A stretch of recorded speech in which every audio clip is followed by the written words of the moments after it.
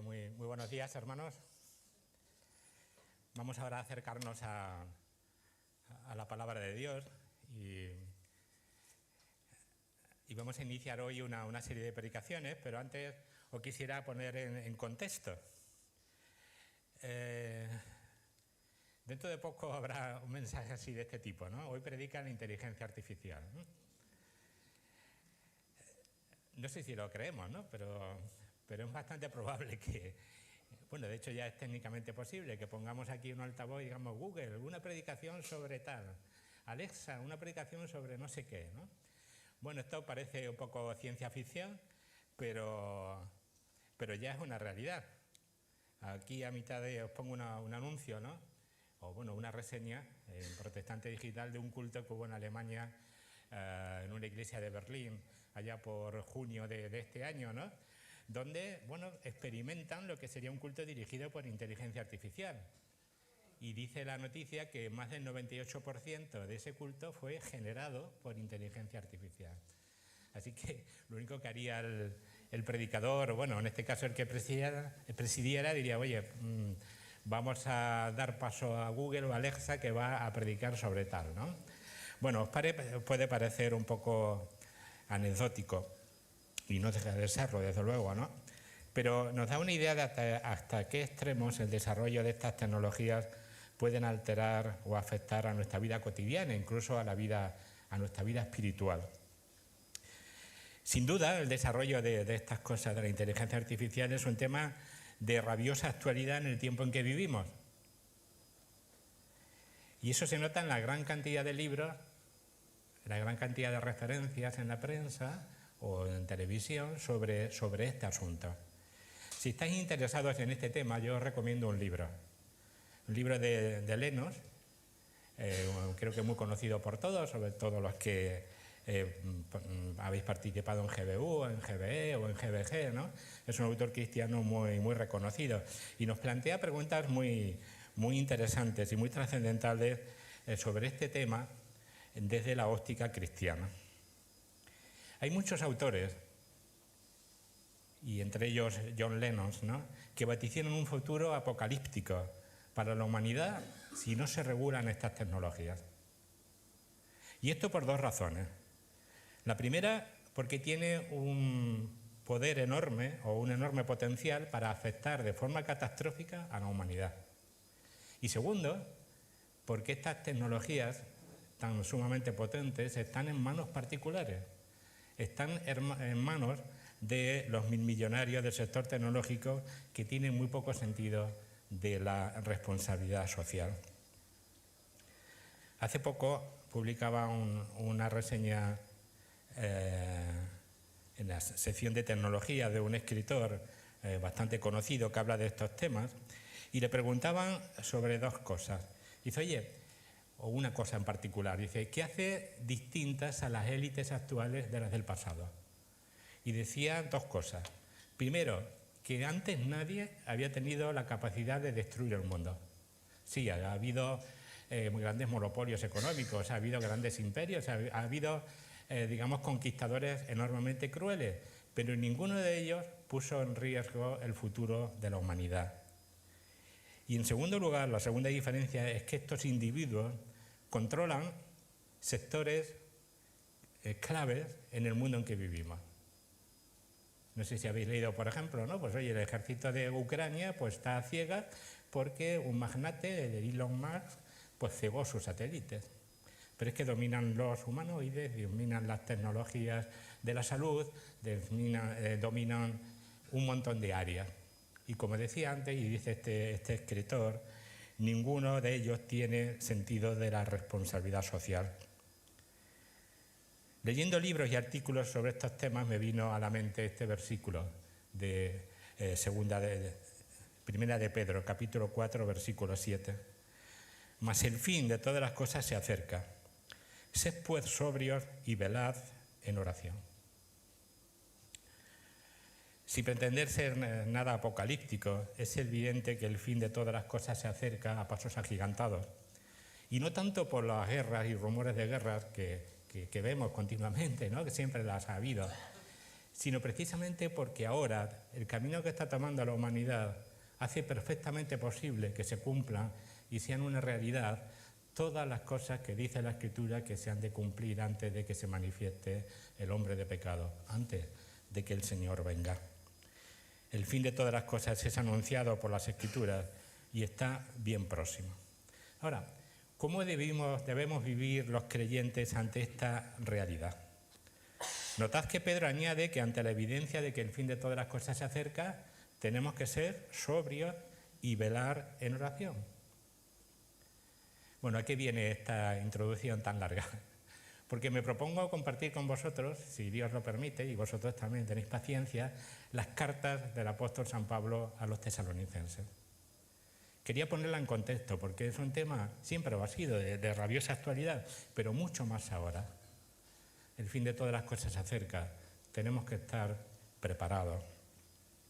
Quiero compartir, por tanto, con vosotros las cartas a los tesalonicenses. Cada carta del Nuevo Testamento, como bien sabéis, tiene un tema principal. Por supuesto, algunas tratan mucho, unas son más cortas y otras más largas, pero el tema principal de primera y segunda de Tesalonicenses es la segunda venida del Señor Jesucristo. Pero al igual que hace Pedro, en el versículo que hemos leído antes, Pablo enfatiza en estas cartas que esta doctrina fundamental de la fe cristiana tiene que afectar a nuestras vidas. No podemos vivir en la expectativa de que el Señor viene pronto o en cualquier momento y seguir viviendo sin que esa doctrina afecte a nuestras vidas. Así que hoy me propongo empezar una serie de predicaciones, pero con un doble objetivo. Primero, que seamos conscientes de la gran importancia que tiene para nuestra fe la doctrina de la segunda venida del Señor. Y en segundo lugar, que esa certeza nos tiene que hacer creyentes más espirituales, creyentes que se esfuerzan en vivir en santidad ante la perspectiva del pronto regreso del Señor Jesucristo a la tierra. Quizá esto aún tarda un poquito, y es más probable, o al menos en mi caso, que el Señor me llame a su presencia antes que venga. Es muy significativo que este libro que os decía antes de John Lennon esté dedicado a sus nietos y a todos los nietos del mundo, porque ya con el título deja entrever que todo este proceso madurará dentro de unos años, pero está en marcha.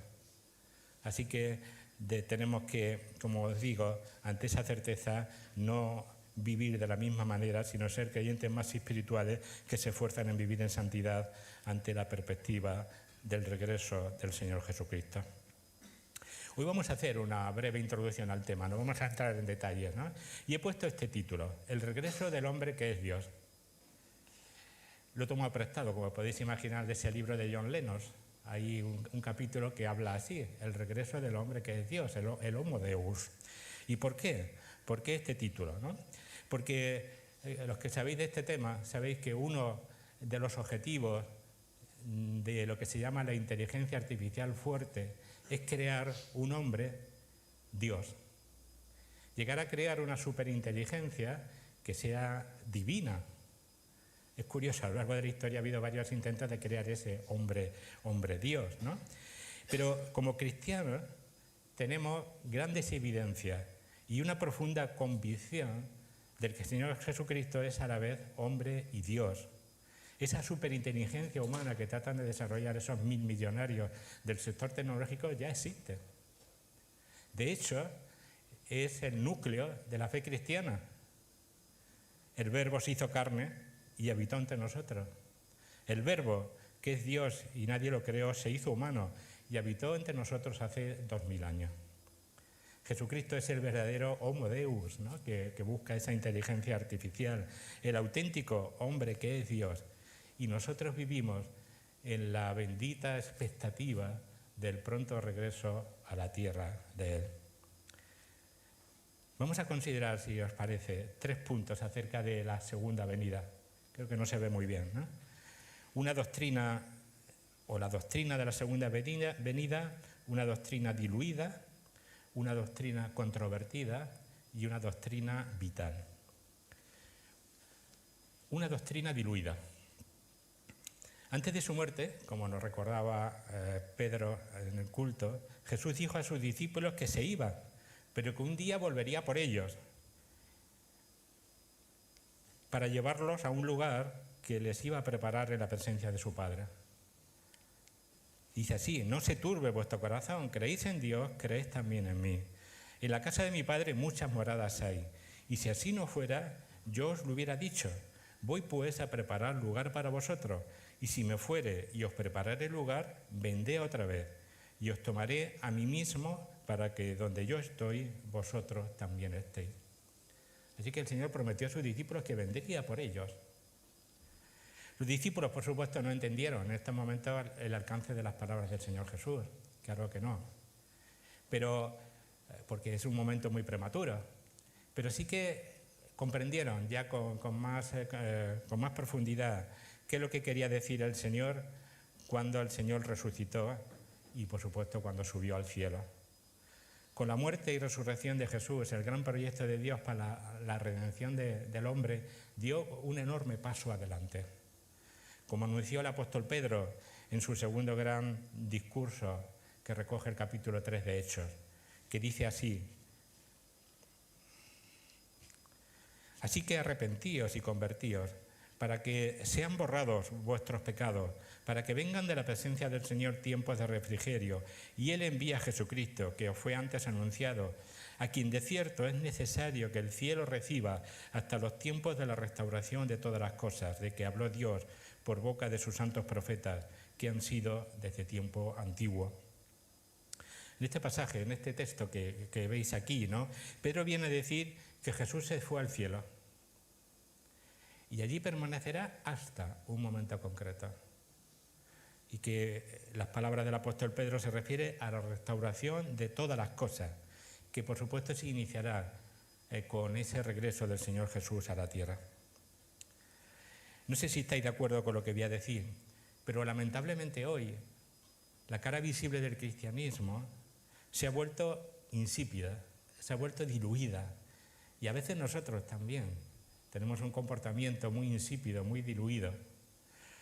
Ha perdido casi por completo la bendita expectativa, la esperanza del regreso de Cristo a la tierra, o lo ha relegado a algo marginal. Dice, bueno, es algo que dice la Biblia.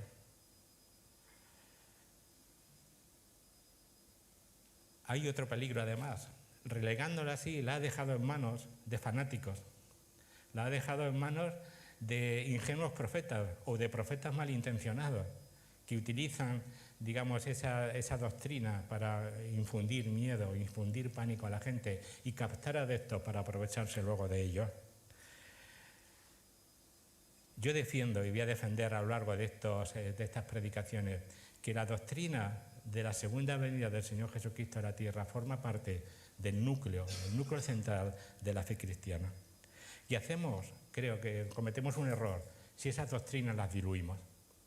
Decía C.S. Lewis en su libro Dios en el banquillo, dice, no intentes diluir el cristianismo. No te engañes creyendo que puedes abrazarlo y dejar a un lado lo sobrenatural. Por lo que veo, el cristianismo es la única religión que no puede separarse de lo milagroso. Tienes que sostener abiertamente lo sobrenatural desde el principio. Sin duda alguna que la venida del Señor Jesús es algo sobrenatural. Y como dice aquí, corremos un enorme riesgo, un riesgo fatal si lo diluimos, si vivimos como si esa realidad no existiera, cuando es una doctrina fundamental de la Biblia.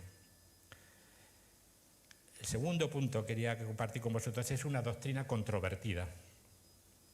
Probablemente, no es la única, por supuesto, pero una de las razones principales por la cual el cristianismo histórico y también contemporáneo ha diluido la venida del Señor Jesucristo, la doctrina de la segunda venida del Señor Jesucristo, es porque es controvertida. Hay opiniones enfrentadas sobre si será real o no será real, sobre si será física o será espiritual, cómo vendrá, qué circunstancias previas o posteriores hay a esa venida, cuándo será, cómo será, en qué consistirá. Y muchos cristianos, ante esa diversidad de opiniones, dicen, bueno, oye, como nunca nos vamos a poner de acuerdo, mejor dejarlo ahí a un lado y no tratemos este asunto. Yo creo que, y ahora insistir en eso, aunque podamos tener distintas opiniones sobre estos detalles adicionales de la segunda venida del Señor, la doctrina de la segunda venida del Señor forma parte del núcleo esencial de la fe cristiana. Hoy no nos vamos a detener, por supuesto, en analizar los distintos puntos de vista que hay sobre estos detalles, claro que no. Lo haremos, pero lo haremos un día, es decir, no voy a pasar por alto sobre estas discrepancias y os daré mi opinión, lo que yo considero que es más de acuerdo a las Escrituras, pero aún admitiendo que pueda estar equivocado en algunas cosas. Pero sí me gustaría recordar, porque esta veces nos afecta, ¿no?, que gran parte o la mayor parte del cristianismo contemporáneo no cree en la segunda venida del Señor Jesús. Por supuesto, todos los católicos, pero gran parte también de las denominaciones protestantes no considera necesario que el Señor Jesús vuelva otra vez a la tierra. Y claro, como alguien me decía, ¿no?, cuando yo fui a mi pueblo y digo, oye, yo soy creyente, y dice, bueno, mi padre, ¿no?, dice, bueno, vamos a ver, tú me estás diciendo que tú estás en la verdad y que los otros 10.000 que hay aquí estamos equivocados. Es un argumento de mucho peso, ¿no? Y claro, nos podemos intimidar. Oye, si la gran mayoría del pueblo evangélico, bueno, del pueblo cristiano, católicos y protestantes, piensa que el Señor Jesús no tiene que venir a la tierra, pues, ¿cómo lo voy a defender yo? ¿Por qué consideran que no es necesario? Pues básicamente no lo hacen por capricho, claro. Consideran que no es necesario porque para ello la Iglesia constituye el reino de Dios en la tierra. Hablaremos de esto con más detalle, ¿no? Y por tanto consideran pues, que Cristo aparezca en la historia no será necesario. La Iglesia Católica además se arroga el papel de que, bueno, es que Cristo está aquí, tiene un vicario en la figura del Papa, ¿no? Consideran que Cristo no aparecerá en la historia de la humanidad hasta el día del juicio final. Pero, ya que hablamos de esto, cabría preguntarse cuál era el pensamiento de la Iglesia primitiva respecto a la venida de Cristo. Bueno, si leéis libros al respecto, veréis que hay un consenso generalizado entre los historiadores que han analizado la historia de la Iglesia, que durante los 3 primeros siglos, es decir, los 3 siglos que siguieron inmediatamente a Pentecostés, lo que fue también la era apostólica, el punto de vista de la Iglesia sobre este tema era el premilenario. Está fuera de toda duda que el premilenarismo, vaya palabra, era ampliamente sostenido por la Iglesia primitiva. Seguramente lo abandonaron porque es muy difícil de pronunciar, ¿no? Bueno, ¿qué sostiene este punto de vista, ¿no? Pues este punto de vista sostiene que Cristo volverá a la tierra literal y corporalmente antes que comience la era milenaria y que con su presencia se instaurará un reino en el cual Él reinará. En este reino se cumplirán literalmente todas las promesas hechas por los profetas y por la Escritura al pueblo de Israel.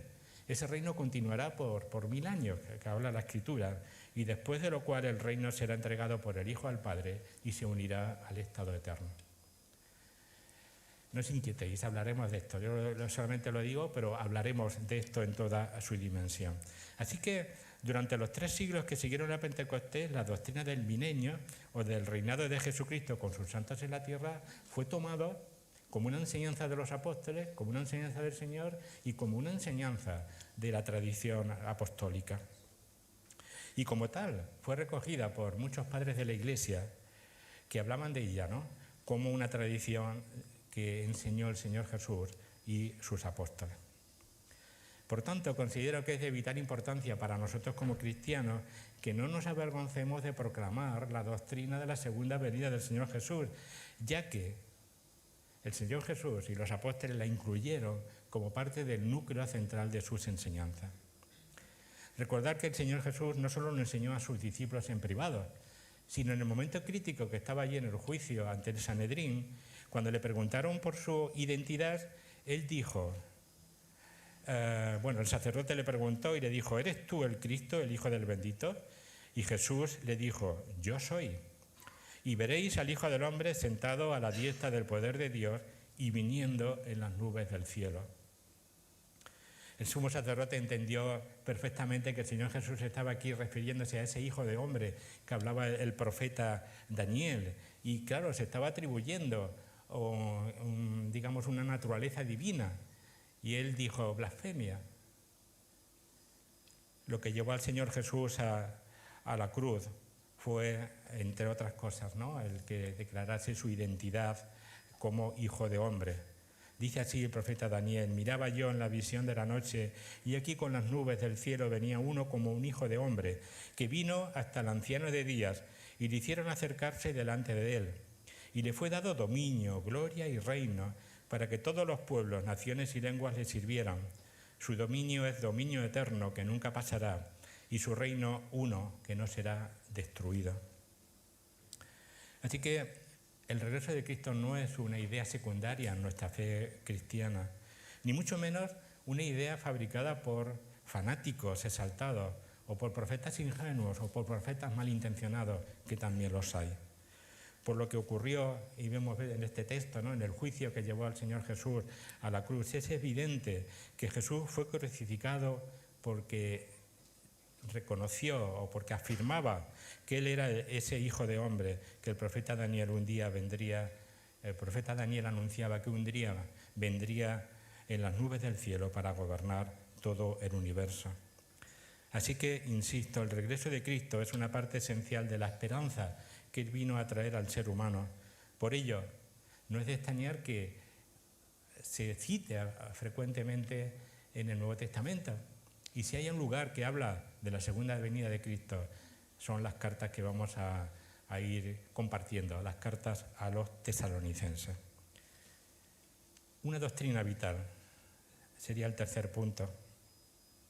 En el inicio de la carta a los hermanos de la iglesia de Tesalónica, el apóstol Pablo les dirige unas palabras de reconocimiento y gratitud. Dice así: damos siempre gracias a Dios, versículo 2, por todos vosotros, haciendo memoria de vosotros en nuestras oraciones, acordándonos sin cesar delante del Dios y Padre nuestro de la obra de vuestra fe, del trabajo de vuestro amor y de vuestra constancia en la esperanza en nuestro Señor Jesucristo.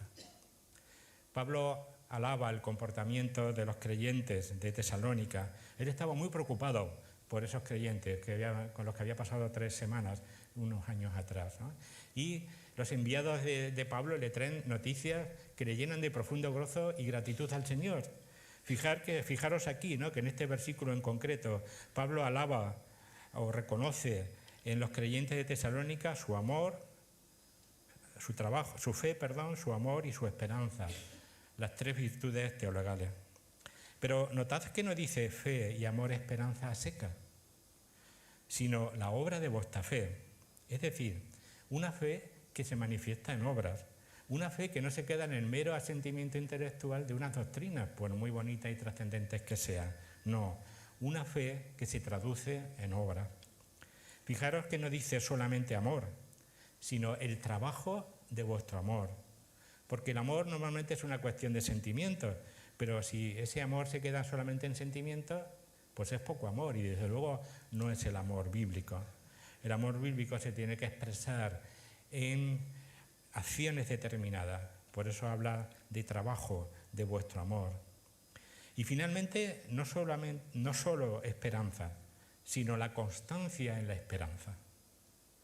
No es fácil ser constantes en la esperanza del pronto regreso del Señor Jesucristo a este mundo, cuando la inmensa mayoría de los que se llaman cristianos no creen en Él, y además en un mundo que es completamente hostil a la fe cristiana. Los hermanos de Tesalónica estaban sufriendo gran persecución también, por supuesto, ¿no? Y Pablo alaba su constancia en la esperanza. Pero llama la atención que el apóstol Pablo ponga la esperanza al final. Porque cuando examinamos el conjunto de las 2 cartas, llegamos a la conclusión de que si la iglesia de Tesalónica flaqueaba en algún aspecto, era precisamente en la esperanza.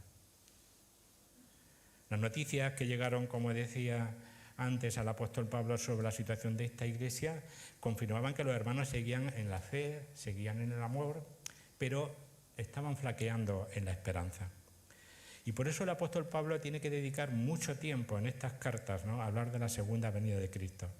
¿Con qué objetivo? El objetivo fundamental de avivar su esperanza y animarles a permanecer constantes en esa esperanza. Por ello, no sé si habéis reparado en este detalle, no es casual que cada capítulo de Primera de Tesalonicenses acabe con una referencia a la segunda venida. Por supuesto que Pablo no escribió la carta dividiéndola en capítulos, ¿no?, pero sí en partes argumentales. Y cada una de esas partes, que nosotros ahora llamamos capítulos, acaban con una referencia a la segunda venida de Cristo. Pero si lo vemos con cierto detenimiento, veríamos que cada parte o cada cita o cada referencia a la segunda venida de Cristo lo relaciona Pablo con un aspecto práctico de la vida cristiana. Los versículos del capítulo 1 lo relaciona y lo veremos con la salvación y la seguridad de la salvación. El capítulo 2 con la evangelización y el servicio. El capítulo 3 con la firmeza en la vida cristiana. El capítulo 4 con la fortaleza en la tristeza ante la pérdida de un ser querido. Y el capítulo 5 respecto a la santidad en nuestra vida. Así que el apóstol Pablo no considera esta doctrina como una teoría que debe ser discutida, sino como una verdad que se debe de vivir, como una doctrina fundamental y vital para los creyentes de Tesalónica y de todos los tiempos. Por supuesto que estas cartas nos animan a mirar el futuro, ya que Cristo puede venir en cualquier momento, pero la promesa de su venida tiene que influir poderosamente en nuestra vida diaria, en nuestra forma de vivir. Ante esta realidad, por supuesto, haremos mal en perdernos en debates sobre los detalles y perdiendo de esa manera las lecciones prácticas y espirituales que estas verdades tienen para nuestra vida. Al hilo de las diversas interpretaciones, notad que los propios hermanos de Tesalónica estaban libres de errores en la comprensión de los detalles relativos a la venida. Tal es así que el apóstol Pablo se ve en la necesidad de escribir una segunda carta que básicamente tiene el objetivo de corregir y matizar los errores que estos hermanos tenían respecto a la segunda venida del Señor. Así que el mensaje para nosotros es ser constantes en la esperanza.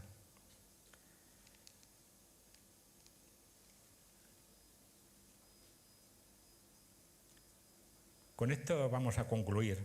Sin duda alguna es importantísimo ser constantes en la esperanza, pero no debe ser la única meta en nuestra vida.